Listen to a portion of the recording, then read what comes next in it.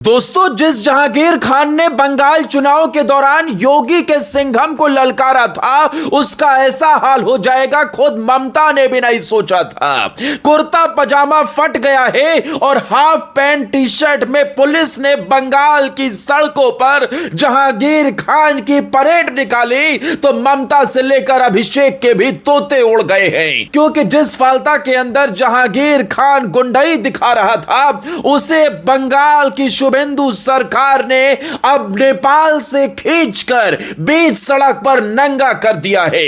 दर्शकों, जहांगीर खान ने बंगाल चुनाव के दौरान योगी के सिंघम से पंगा लिया था, तब उत्तर प्रदेश के शेर ने भी फालता में घुसकर ललकारा था और कह दिया था कि जहांगीर खान और उसके गुंडों ने अगर लोगों को डराने धमकाने का काम किया तो फिर उन्हें अच्छे से सबक सिखाया जाएगा। उसी से बौखलाया तिल मिलाया जहांगीर खान ये कह बैठा था कि इलेक्शन के दौरान अगर यूपी का वो सिंघम है तो इलेक्शन के बाद मेरा पुष्पा अवतार भी देखेगा और वो यहां से दुम दबाकर भाग जाएगा। लेकिन दर्शकों, योगी के सिंघम से पंगा लेना जहांगीर खान को बहुत महंगा पड़ा और जहांगीर खान को अब शुभेंदु सरकार की पुलिस नेपाल बॉर्डर से उठा लाई है और उसके बाद बीच सड़क पर उसकी परेड निकाली गई है। दर्शकों, ये वही जहांगीर खान है जो कुर्ता पजामा टंच होकर अभिषेक बनर्जी के इशारों पर नाच रहा था और डायमंड हार्बर के इलाके में फाल्ता विधानसभा सीट पर अपनी जीत की दावेदारी ठोक रहा था। दर्शकों, इसी जहांगीर खान की वजह से फाल्ता में चुनाव नहीं हो पाए थे। इसके लोग गड़बड़ी कर रहे थे। ममता के इशारों पर और अभिषेक के गुंडे अब इस जहांगीर खान के साथ मिलकर वहां पर वोटर्स को डरा धमका रहे थे। लेकिन अब पश्चिम बंगाल के अंदर सियासी फिजाएं बदल चुकी हैं। एक तरफ ममता बनर्जी के लोग ही उन्हें छोड़कर जा रहे हैं। अब तक 19 सांसदों ने ममता का साथ छोड़ दिया है। वो काबा मदीना वाली सायोनी घोष भी ममता का साथ छोड़ चुकी हैं। यूसुफ पठान ने भी साथ छोड़ दिया है। ममता अभिषेक बनर्जी को आगे बढ़ाने के चक्कर में टीएमसी से हाथ धो बैठी है। दर्शकों, ये जो देश के अंदर भाई भतीजावाद, परिवारवाद, वंशवाद की जो पॉलिटिक्स चल रही है उसे ही लेकर ममता बनर्जी के अपने भी खफा हो गए, क्योंकि टीएमसी के अंदर अभिषेक बनर्जी अपनी उस गुंडाई पर उतर आया था कि वो बड़े बड़े नेताओं को भी नहीं सुन रहा था और इसी वजह से टीएमसी के नाराज नेताओं ने अब एक अलग गुट बनाने के लिए कदम बढ़ा दिया है। सबसे बड़ी बात, वो नेता, वो सांसद जिसे बंगाल की छोटी ममता कहा जा रहा था, जो खुद रैलियों में काबा मदीना का जिक्र कर रही थी, वो सायोनी घोष भी अब अलग हो चुकी है। सायोनी घोष ममता का साथ छोड़कर ममता के विरोधी गुट में शामिल हो चुकी हैं और यही ममता बनर्जी की सियासत खत्म होने का सबसे बड़ा संकेत है। लेकिन दर्शकों, ममता के लिए चुनौतियां कम नहीं हैं। एक तरफ उनकी पार्टी उनके हाथों से निकल गई तो दूसरी तरफ उनका इकलौता बचा गुंडा भी नेपाल बॉर्डर से ढूंढकर बीच सड़क पर नंगा कर दिया गया। दर्शकों, उत्तर प्रदेश कैडर के सुपर कॉप कहे जाने वाले आईपीएस अजय पाल शर्मा का डंडा जब चला था तो बड़े बड़े सूरमाओं की हवा भी निकल गई थी। कुछ ऐसा ही नजारा पश्चिम बंगाल की राजनीति में देखने को मिला, जहां कभी अपनी रैलियों में हजारों समर्थकों के बीच दहाड़ने वाले तृणमूल कांग्रेस के कद्दावर नेता जहांगीर खान की किस्मत ऐसी पलटी कि आज हर तरफ सिर्फ उसकी चर्चा हो रही है। कुछ महीने पहले तक जहांगीर खान राजनीतिक सभाओं में हजारों समर्थकों के बीच खड़े होकर भाषण दे रहा था और विरोधियों पर तीखे हमले बोल रहा था। वहीं आज उसके सारे तेवर ढीले पड़ चुके हैं। इस तस्वीर को जरा देखिए, गौर से देखिए। ये बंगाल पुलिस है और बंगाल पुलिस के बीच में खड़ा ये जहांगीर खान है। सफेद टी शर्ट और नीचे इसने हाफ पैंट पहनी हुई है। चप्पल में पुलिस वालों ने बीच सड़क पर इसकी परेड निकाली है। दर्शकों, इसी जहांगीर खान ने अजय पाल शर्मा को मंच से चुनौती दी थी और फिल्मी अंदाज में माइक पर चिल्लाते हुए कहा था कि अगर अजय पाल शर्मा खुद को यूपी का सिंघम समझते हैं तो वो भूल रहे हैं कि ये बंगाल है और यहां मैं पुष्पा हूं, जो कभी किसी के आगे झुकता नहीं है।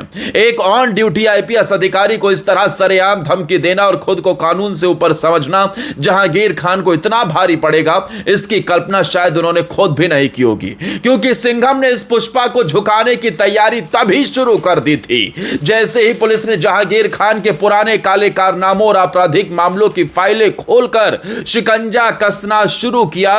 वैसे ही खुद को ना झुकने वाला बताने वाला यह नेता, इसके पैर उखड़ गए और वो बंगाल छोड़कर भागने को मजबूर हो गया। पुलिस और पश्चिम बंगाल की स्पेशल टास्क फोर्स यानी एसटीएफ लगातार उसकी हर हरकत पर पैनी नजर रख रही थी और जैसे ही जहांगीर खान ने भारत छोड़कर नेपाल भागने की फिराक में सीमा के पास कदम रखा, वैसे ही एसटीएफ की टीम ने एक बेहद गुप्त और सटीक ऑपरेशन को अंजाम दिया और जहांगीर खान को देश से पैर बाहर रखने से ठीक पहले दबोच लिया गया। गिरफ्तारी के बाद जो सबसे हैरान करने वाली और चर्चा का विषय बनने वाली तस्वीर सामने आई, वो थी जहांगीर खान की हाफ पैंट वाली परेड, जिसमें कभी महंगे और कड़क कुर्ते पैजामे में दिखने वाला नेता एक साधारण हाफ पैंट और टी शर्ट में पुलिस कस्टडी के बीच सिर झुकाए पैदल चल रहा है। सोशल मीडिया पर लोग इस तस्वीर को लेकर खूब मजे ले रहे हैं और लिख रहे हैं कि सिंघम से पंगा लेने के बाद पुष्पा का सारा स्वैग गायब हो गया और वो हाफ पैंट में आ गया। इस पूरी घटना ने दर्शकों एक बात तो साबित कर दिया है कि लोकतंत्र में और देश के कानून के सामने कोई भी बाहुबली या राजनेता खुद को सर्वोपरि नहीं मान सकता, क्योंकि जब खाकी वर्दी अपनी ताकत दिखाती है तो रसूखदार से रसूखदार अपराधियों की रंगबाजी भी पल भर में जमीन पर आ जाती है। अब आपको तफसील से बताते हैं कि कैसे एक रसूखदार सियासी चेहरे का साम्राज्य ताश के पत्तों की तरह ढह गया, क्योंकि पश्चिम बंगाल की राजनीति में जहांगीर खान कोई छोटा नाम नहीं था, बल्कि उसके एक इशारे पर पूरा इलाका थम जाता था। रैलियों में जब वो बोलता था तो समर्थकों का हुजूम दिखता था और इसी रसूख के नशे में चूर होकर उसने कानून की मर्यादाओं को उल्लंघना शुरू किया। जब आईपीएस अजयपाल शर्मा को इलाके में कानून व्यवस्था दुरुस्त करने की कमान सौंपी गई तो उन्होंने बिना किसी राजनीतिक दबाव के अपराधियों और अवैध धंधों पर प्रहार किया। सीधे तौर पर जहांगीर खान के वर्चस्व को चोट पहुंची। जहांगीर खान को लगा कि वह अपने राजनीतिक रसूख के दम पर एक पुलिस अधिकारी को डरा देगा या फिर उनका ट्रांसफर करवा देगा और इसी बौखलाहट में वो मंच से विवादित बयान देता नजर आया, जो उसके पतन की सबसे बड़ी वजह बन गया। मंच से उसने कहा कि मैं पुष्पा हूं और पुष्पा कभी झुकता नहीं। तो उन्होंने सिर्फ एक अधिकारी को नहीं बल्कि पूरे प्रशासनिक तंत्र और कानून को खुली चुनौती दी थी। दर्शकों, इसके बाद अजयपाल शर्मा की अगुवाई में पुलिस महकमे ने बेहद खामोशी से अपना काम करना शुरू किया और फिर उसके बाद आपको बहुत अच्छे से याद है, इलेक्शन टले। इलेक्शन के बाद बीजेपी की जीत हुई, फाल्ता में दोबारा चुनाव हुए, वहां भी बीजेपी ने जीत हासिल कर ली। जहांगीर खान मैदान छोड़कर भाग गया था, उसने चुनाव न लड़ने का ऐलान कर दिया था। लेकिन दर्शकों, उसके बाद जहांगीर खान के ऊपर उसकी फाइलें खुलनी शुरू हुई, उसका विवादित पूरा कारोबार निकलकर सामने आया, उसका साम्राज्य उखड़ गया तो वो नेपाल भागने की फिराक में था। वो नेपाल जा रहा था। दर्शकों, यही जहांगीर खान जिसे ममता ने उम्मीदवार बनाया था, वही जहांगीर खान अगर नेता या विधायक बन जाता तो सोचिए किस तरीके से वो फाल्ता की जनता का जीना मुहाल कर देता। लेकिन दर्शकों, बहुत देर नहीं हुई थी। शुभेंदु अधिकारी ने अपने तेज तर्रार अफसरों को ड्यूटी पर लगा रखा था।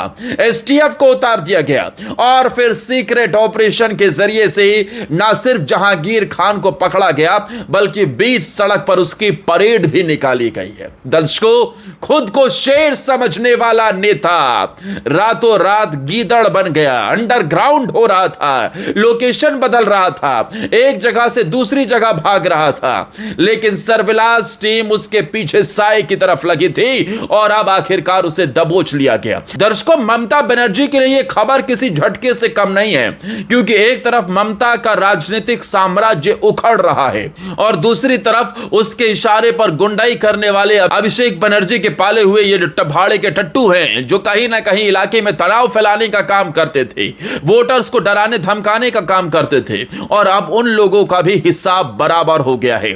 दर्शकों, पश्चिम बंगाल के अंदर शुभेंदु अधिकारी की इस कार्रवाई कार्रवाई पर आप क्या कहेंगे? अजय पाल शर्मा से पंगा लेने वाले इस जहांगीर खान को जिस तरीके से बीच सड़क पर परेड करके इसे हाफ टी शर्ट पजामे में घुमाया गया है, कच्छे में घुमाया गया है, इसे लेकर आप क्या कहेंगे? इस कार्रवाई को लेकर आपकी क्या राय है? कमेंट सेक्शन में जरूर बताइए। और क्या इस तरीके से वोटर्स को डराने, धमकाने, गुंडाई करने वाले लोगों का यही हाल होना चाहिए? अपनी राय कमेंट सेक्शन में जरूर बताएं और इस वीडियो को ज्यादा से ज्यादा शेयर करते हुए हमारे चैनल को सब्सक्राइब कर लें। जय हिंद, वंदे मातरम।